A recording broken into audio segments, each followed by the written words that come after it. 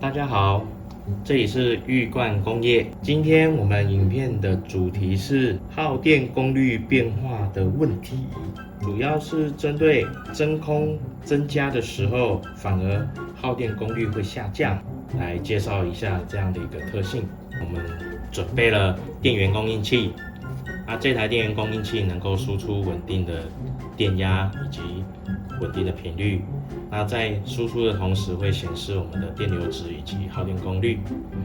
那棒谱我们今天准备的是 UN-200V 第二代的机种。那在我们的吸气端的部分装了我们的真空表，来显示我们目前真空的状态。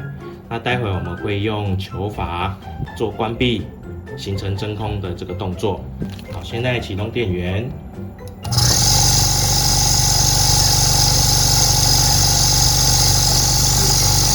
各位现在可以看到，在 open flow 的状态下，我们220伏特60赫兹是 3.6 接近 3.7 电流，耗电功率大概800瓦。那当我们开始真空建立的同时，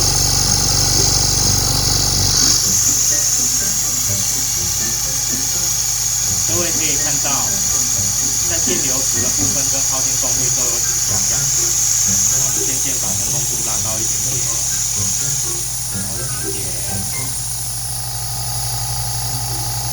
各位可以发现它的变化。那我们现在直接让它真空，你可以发现电流值的部分降到 1.6， 耗电功率的部分在300多瓦。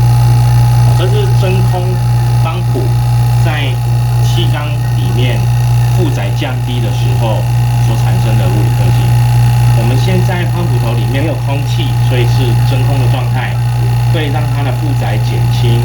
那相对的，我们马达的负载减轻之后，它的耗电功率跟电流值就会下降。这是一个很有趣的特性。那我们现在把真空恢复成正常大气压一下。慢慢的松开，比如说现在600、400、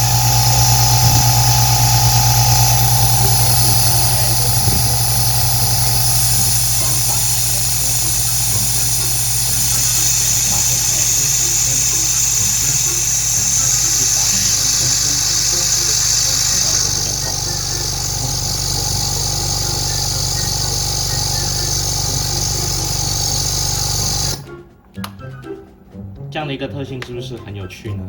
以上是我们针对我们的帮浦真空度上升的时候，我们的电流值以及耗电功率也会跟着下降的物理特性所做的介绍。谢谢。